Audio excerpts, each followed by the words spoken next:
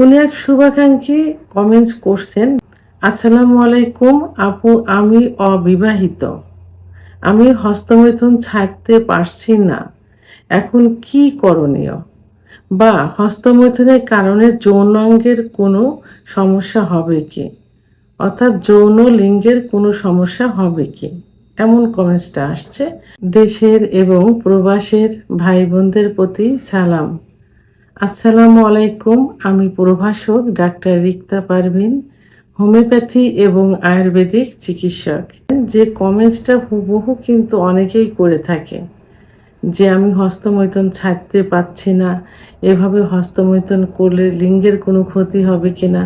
এই কমেন্টসটা বিবাহিত, অবিবাহিত, এমনকি যারা বয়স্ক তারাও কিন্তু এখন করছে। তো তাদের মধ্যে থেকে আজকে যে শুভাকাঙ্ক্ষী করেছেন এনার কমেন্টস দিয়ে সবাইকে আমি অ্যান্সার করব, যাতে সবাই বুঝতে পারে, জানতে পারে। ধন্যবাদ ভাইয়া সুন্দর একটা কমেন্টস করার জন্য।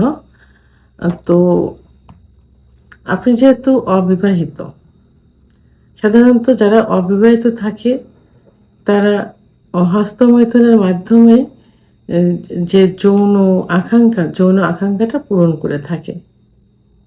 তো এটা বেশিরভাগ হয়ে থাকে সাধারণত যখন ছোট, মানে যৌবনের শুরু, দেখা যায় যে বীর্য তৈরি হয়নি, লালা পানির মতো একটু আসছে 9-10 বছর কি 11 বছর বয়সে। তখন পরিবারের থেকে কিছু সঙ্গ দোষের কারণে এটা হয়ে থাকে। এবং এখন যে ফোনের যুগ, নেটের যুগ, নেটে সার্চ দিলেই কিন্তু পর্নোগ্রাফি চলে আসে।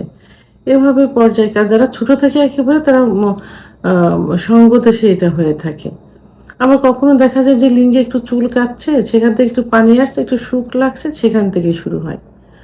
তো এইভাবেই হস্তমৈথুন শুরু হয় এবং অবিবাহিতরা এই হস্তমৈথুনের মাধ্যমে তাদের যৌন আকাঙ্ক্ষা পূরণ করে থাকে।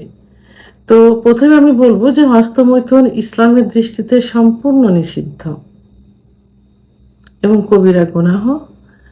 কিন্তু মেডিকেল সায়েন্স অনুযায়ী মাসে 2 থেকে 3 বার হস্তমৈথুন করা যায়।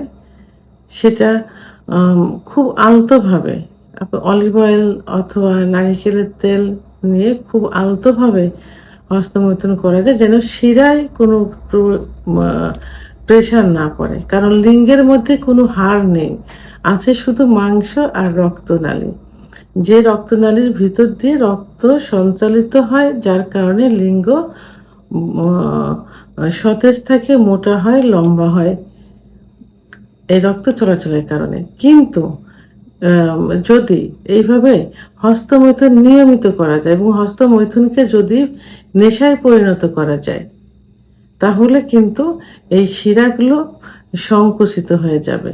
আর সংকুচিত হয়ে যাওয়ার কারণে রক্ত চলাচল বাধাগ্রস্ত হবে এবং চলাচল আগের মতো করতে পারবে না। তখন লিঙ্গ কি হবে, আস্তে আস্তে ছোট হয়ে যাবে, নিস্তেজ হয়ে যাবে। আগামীটা গোড়া চিকন, মনে হয় যে কচ্ছপের মতো ভিতরে ঢুকে আছে, শিরাগুলো কুঁচকিয়ে থাকবে।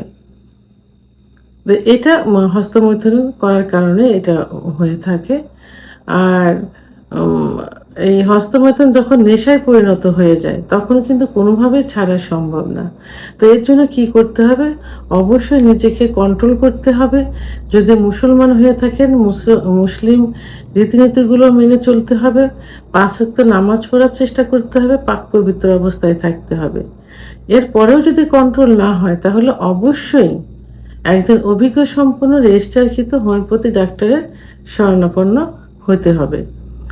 কারণ একমাত্র হোমিওপ্যাথি চিকিৎসার মাধ্যমেই কিন্তু এই হস্তমৈথুনের নেশা কাটানো সম্ভব।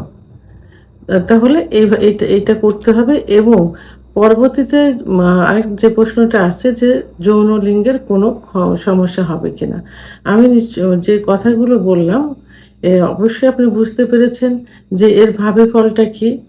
এর ভাবে ফলটা হলো লিঙ্গ একদম নিস্তেজ হয়ে যাবে, প্যারালাইজড মতো হয়ে যাবে এবং মনে হবে যে লিঙ্গের কোনো বল নেই, একদম রক্ত চলাচল বন্ধ হয়ে যাবে।